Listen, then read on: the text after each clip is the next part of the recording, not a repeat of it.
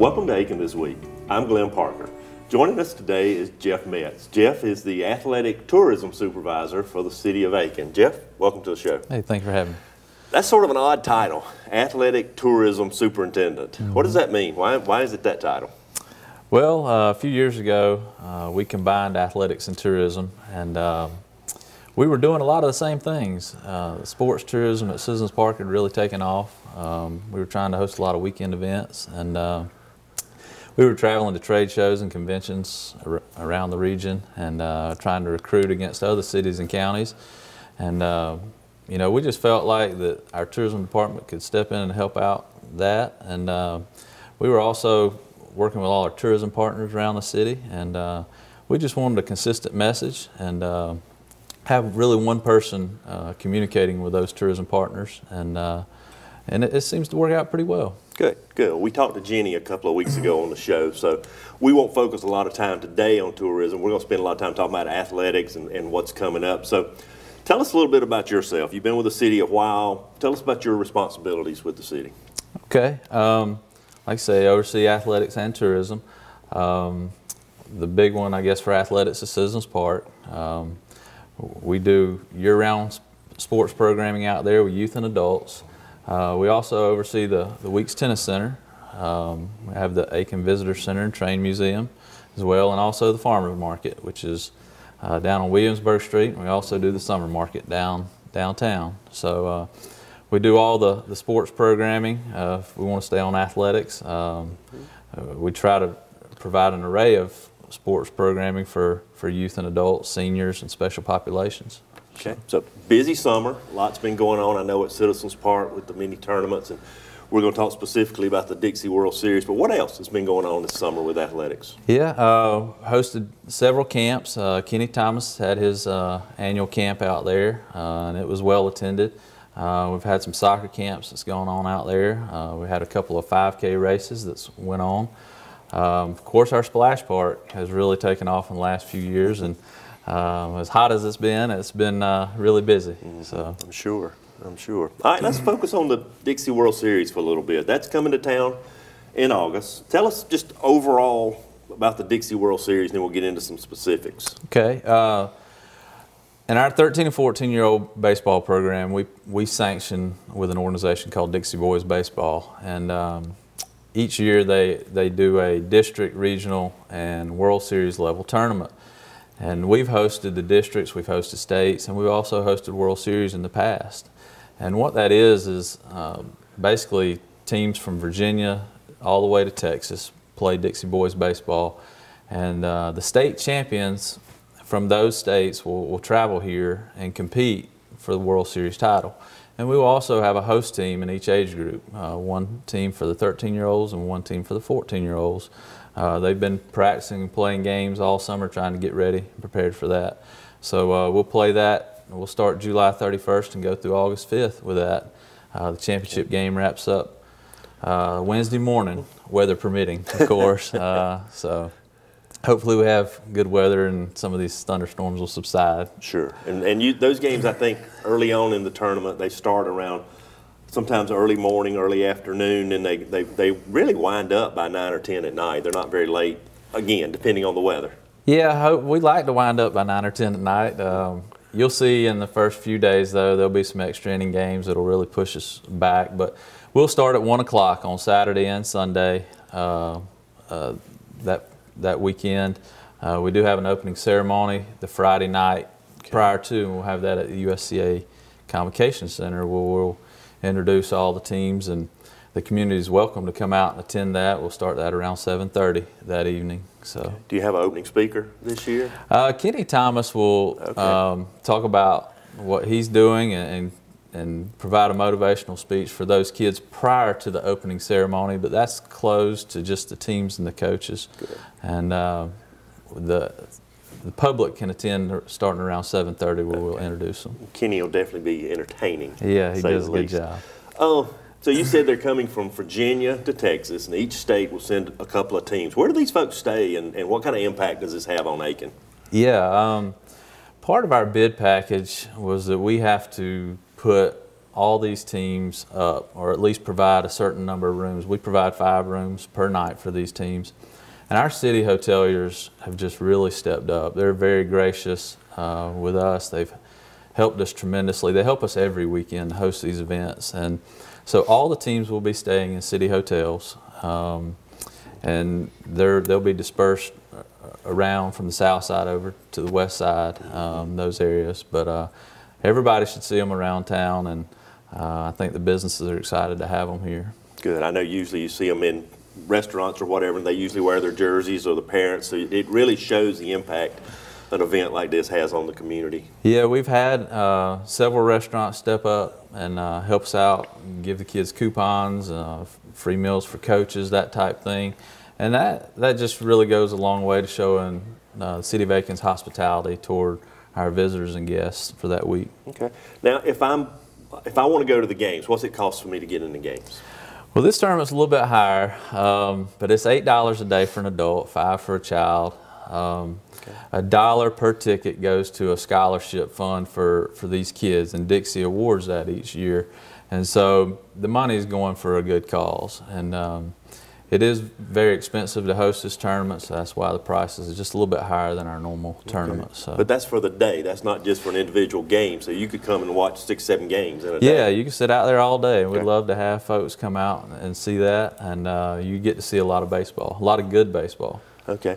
Now, if someone's parents can't make it, grandmama can't make it, there's an avenue for them to watch and stay updated on the game, see the scores. Where is that? Where do they find that information? Yeah, we'll update the scores on our Facebook page. We'll try to do it on our Channel 4 site as well. We recently come to an agreement with Dixie and jockjive.com. They're going to live stream the Final Four, the semifinals and final games that will happen on Tuesday night, Wednesday morning, of course, weather permitting. So really anybody anywhere could get on jockjive.com those days and see the live stream of the final games. Jockjive, J-O-C-K-J-I-V-E. Yes, sir. Jockjive.com. Okay, good. We'll post that so people can see that. You mentioned a bid package. I know Dixie Boys has been here before. What do you have to do and your staff have to do to acquire this event for Aiken? Right. Each location the World Series is held, the Tuesday of the event, they host their annual meeting. So even at our event, that Tuesday morning, all the state directors will come together and they'll have their national meeting. And so 3 years ago, they had their national meeting, and we attended that, and we developed a bid package to go in and say, this is what we will offer, this is what our hotels can offer you, here's the amenities our park has. We go in and make a presentation. Usually it's a competitive bid, that there's other communities competing against you. They make a presentation, and then we step out, they take a vote, and we're notified if we are awarded the tournament. Okay.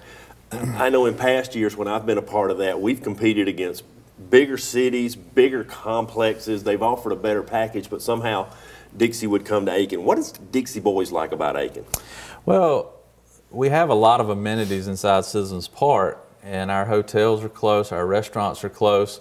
You can be at anything within 5 minutes, and our community embraces them and makes them feel welcome. You'll see the marquees along Whiskey Road in Pine Log will have Welcome Dixie Boys World Series, and Dixie takes note of that.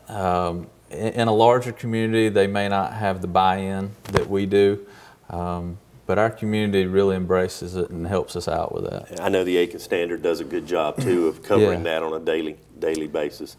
Okay, good. Let's shift gears a little bit. Let's talk about what else you're involved in. There's more than just a baseball tournament going on right now. What's coming up?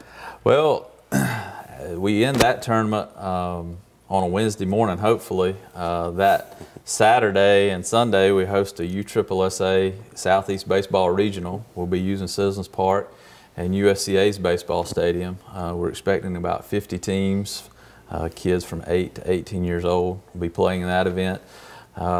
The following weekend, we host the PAL 5K, the Blue Night Run. We'll be at Citizens Park. That starts around 7 p.m. They're taking registrations for that now. That's a very large run for us, and really the community really gets behind that event. That same weekend, we host the Palmetto Indoor Pickleball Specialties Tournament. Pickleball is relatively new. It's been 4 or 5 years now, but we've had a tournament the last few years, and it's grown every year, and we're expecting about 160, 180 pickleball players to come in from around the Southeast, and even internationally. We had a group from Scotland that traveled over the last few years that's played in it, and we play that at Odell Weeks. All right, so for those folks who just looked at each other and said, did he say pickleball? Explain to us what pickleball is. A lot of folks hadn't tried it yet, so explain to us what pickleball is. Well, you take a pickle. It's really, you know, kind of a hybrid between tennis and badminton, but you play with like a wiffle ball. It's a smaller paddle. It's a composite or wooden paddle. It's a compressed court. It's a little smaller than a tennis court. And you play it, it's very similar to tennis in that you score, you know, based off if your opponent can return your serve or your hit or not. And it's a very fast-paced game. Usually games or matches can be over in 10 to 20 minutes, and then you're moving on to another competitor. And so it's a very quick game, and people like that. You get to play many different opponents quickly, and it's a fun event. It takes all day for us to play those matches, and you know, it doesn't matter about someone's age. You know, an older person can be highly competitive against someone that's younger because it's a compressed court, and actually a lot of the older people are much more skilled than we are. So it's a fun game. Okay, good. And that's exclusively at the Week Center that weekend? That weekend it is. Yeah. We'll be using all our indoor courts. There's 9 indoor courts that are on the gym floors in Odell Weeks. We will have an opening ceremony that Friday night. There will be an opening social at the Municipal Center downtown. But there will be some clinics Friday morning that people are welcome to attend. If people are new to it or want to learn more about it, they can come out. We'll have some professional players here that will serve as an instructor and provide a clinic for our folks on Friday. Okay. Back to the PAL 5K for just a second. That's ran at Citizens Park. Tell us how that works for folks that like to, you know, usually if you run a 5K, people just leave and then you see them at the finish. What's the advantage of being at Citizens Park? Right. Our park, it's nice to host a race there because you can see the majority of the race from the start-finish line. We make a loop around the soccer fields and come back and go down Pine Log Road, and so everybody on Pine Log Roads can see, and then you make the loop back around and finish up. And it's just a really great event. The PAL stands for the Police Athletic League, and they are there to assist those kids that you know, maybe are having some struggles in their life. And it's a 501c3, so all the money that's raised goes to help kids that are in need. And so we would really like to see a great turnout for that. Okay, and it's open to anyone. I know the worry I have, I've ran it once, I'm probably going to try it again this year, is you just don't want to get lapped when those guys come back around, the real fast guys. You got to keep going. All right, summer will wind down. The fall is a huge time for athletics. Tell us what's going on in the fall. Right, we run a full array of youth programs during the fall. Of course, our largest is our soccer program. We've got girls-only leagues. We got co-ed that'll be playing, and it's a competitive league during the fall, which means we will do a postseason tournament for the older age kids. It'll be run at Citizens Park and Odell Weeks. Usually around 600 kids in that program in the fall. We'll also do flag football, which is a relatively new program. We sanction through the NFL, so the kids get a little mini replica NFL jersey. It's reversible. It's really taken off. And we're expanding the age groups in that from 5 to 12. Kids can play in that. We've also got a girls volleyball program that we'll hold. It's taken off recently. We've expanded the grades that girls can compete in that from 4th to 9th grade. Wow. And it's all girls. And so those are basically and we also have the cheerleading that goes along with the flag football as well. There is a private group that will offer adult softball fall league, and also there's a private group that offer fall travel baseball that will play out at our park. Okay. So if I want to sign up for soccer, volleyball, where do I do that? You can do that at Citizens Park anytime really from 8 a.m. to 8:30 p.m. We also do online registrations for returning participants. Okay, so if I have a child now, never played before, can he sign up online, or do I need to come into the Citizens Park? Yeah, unfortunately for first-time folks, they have to come in. You know, in sports, we divide up the kids by age group, and we do check birth certificates for first-time participants. Sure.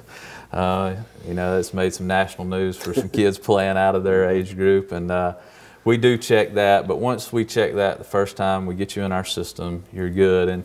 And you can go on the city's website once you've come in and shown your birth certificate, and you can register there. So. Okay, so a lot going on this fall to do all that. Before I get to the fall, you mentioned the splash park a little bit. That's gone over more than we ever anticipated, I think, better than we ever anticipated. Are you seeing a lot of rentals come out of that? Yeah, we rent the splash park on a limited basis. We want it to be open to the public as much as possible. Okay. Saturday mornings, there's 2 time slots in the morning, from like 9:30 to 11, 11 to 12:30. And then again on Sunday mornings. Now Sunday mornings we haven't seen a great turnout. We just make it available to folks. But Saturday mornings, almost all of our Saturdays are rented out. And so we do put up signs saying it's a private party to try to give exclusivity to the park while you rent it. So. Okay. And what's the hours of this program? We start most mornings from like Tuesday through Friday is 9 a.m. to 8 p.m. at night. Of course, we don't open it during our rentals on the weekends. Sure. It opens at 1 p.m. on the weekends and goes till about dusk each evening, about 8 p.m. And the beauty of it's the cost. Yeah, it's free. Anytime your kids want to go out there, take them. You know, it's been real popular with the younger kids. We want to encourage people to be safe while they're out there. The kids are on the slides and things that can slip. So just be careful, but have a good time with it. And the water is, as hot as it's been in Aiken, the water is very refreshing. I'm sure. You know, another part of that building when PRT built that was you built some outdoor restrooms. And that's a big benefit for all those folks that are practicing soccer and volleyball and those who are running out there. Are there hours on those outdoor restrooms that are at the spray ground? The outdoor restrooms stay open. I think we lock them up around midnight. They're on an automatic timer. You can get out of them if you were to happen to get locked in. But it's a great amenity for us.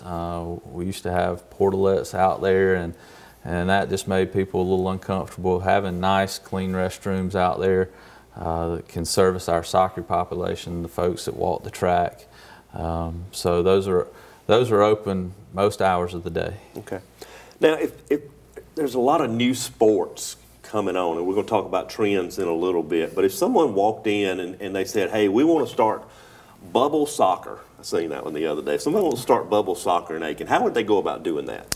Yeah, well, really, any of our full-time staff can talk with an individual and see what their needs are, what their desires are, and we'll sit down and work out the logistics of that. I mean, you need a place to play, a facility, a time, and then we would have to determine our cost of that.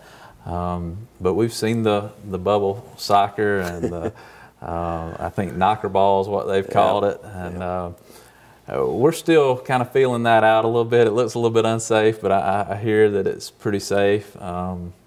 But anytime someone wants to start a new program or see something like that, come to us. Of course, we would have to put it in our budget and try to make that work. So the timing is important on that.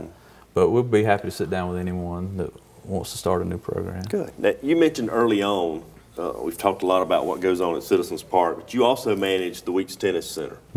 Tell us about the operation up there. Well, Mark Calvert's our tennis pro up there and does a wonderful job for us. We also have some part-time staff that run our pro shop. We sell skirts, shorts, shoes, tennis rackets. We do racket stringing there inside the pro shop.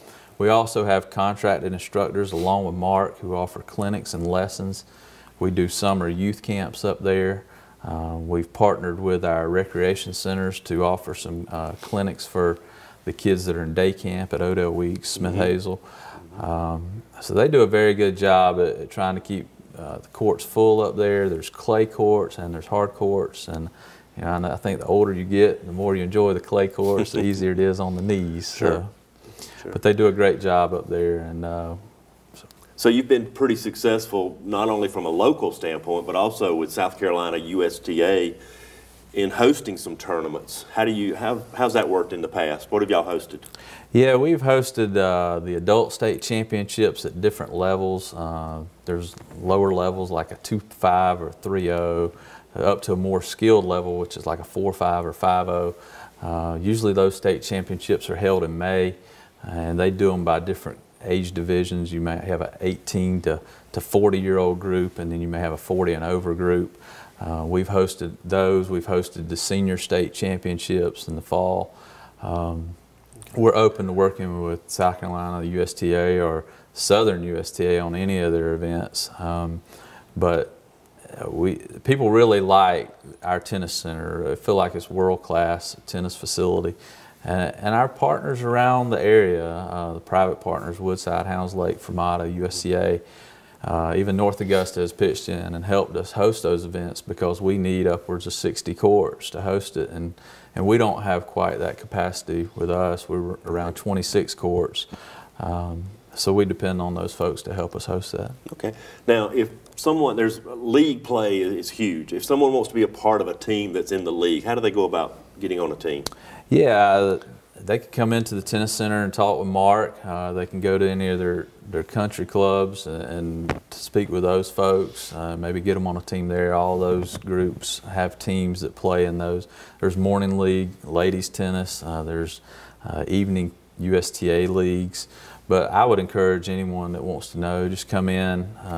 You can come in the Weeks Tennis Center, speak with one of our staff, or Mark Calvert, and he can help get you headed in the right direction. Okay. Now, the Aiken Community Tennis Association, they're sort of the umbrella over all the tennis programs in the area. How do you work with those guys? Yeah, the Aiken Community Tennis Association started a few years ago, and there is an adult area tennis league as well that runs the adult program. So the CTA has really started focusing on the youth and trying to reach those guys, and really have taken off in the last 2 years under the guidance of Jack Mills and his board. They've run free play days for youth. They've run some clinics this summer up at the public courts at behind Odell Weeks. They have big plans for the fall, possibly introducing junior team tennis. There's another play day, a free play day for kids to come out and get professional instruction from area pros. That'll be September the 14th, I believe. It's a Saturday. If people want more information, they can call the Weeks Tennis Center. But all the pros from the different clubs and organizations will be there hopefully that day to just introduce tennis to kids. Yeah, those have been big in the past. A lot of kids have come out. We've hosted, the last one we hosted in the spring, they said was the largest in the state of South Carolina, with over 130 kids.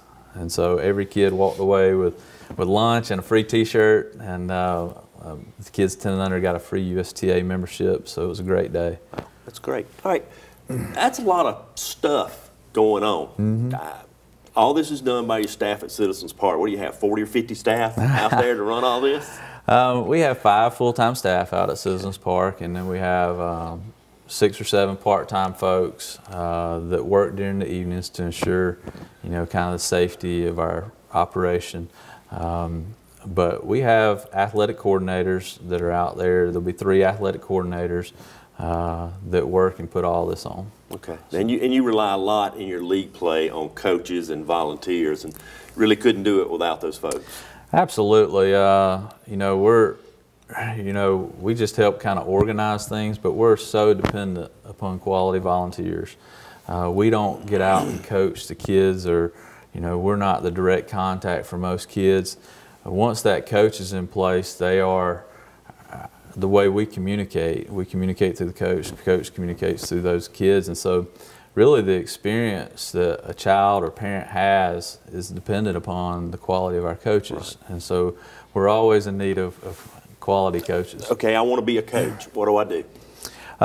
Come see us. You can call us. We do ask that you complete an application with us. We do a background check on folks. Mm-hmm. We also have about a 3-hour introductory to coaching youth sports that's done through a national association that we try to certify our coaches through. So we do some background screening to make sure that, if a parent's dropping their kid off, this person's got a clean record behind them. And we also want to help train them and put them in the best position to be successful. And those background checks are done annually, I believe. So yes, if something happened during the year, you're going to know about that. Head coaches, we do a full national background check on. Assistant coaches, we try to get those names, and we do a sex offender registry check on those. Anytime anybody has any concerns about a coach or anything like that, we'd be more than happy to look into it, but we try to take great caution in that. Okay, and umpiring and refereeing is sort of the same. If someone wants to do that, they just can call you at Citizens Park. Yeah, we're always in need of that. That's a tough job. It's a thankless job, really. We do pay our officials, our refs, our umpires, and we're always looking for folks that would like to do that, maybe earn a little, spending money in the evenings or weekends. We can help get them started in the right direction. Okay. The programs we've talked about are pretty typical of the South and just regular programs, what everybody does. What do you see as a trend? What's coming? Well, of course, lacrosse and rugby are starting to take hold around the area. It's headed this way. We're seeing that people want multiple seasons of sports. They don't want just one sport or one season in the spring. They want a spring and a fall, or a winter and a summer. So we're trying to find ways to accommodate those needs. Of course, the therapeutic programming is coming along. We do our buddy sports programs, and there's more opportunities there through wheelchair tennis, wheelchair basketball, buddy soccer, baseball, those type things. That's a whole show in and of itself that we may come back and talk about one day, just what you guys do with all the buddy sports and the help you get in the community.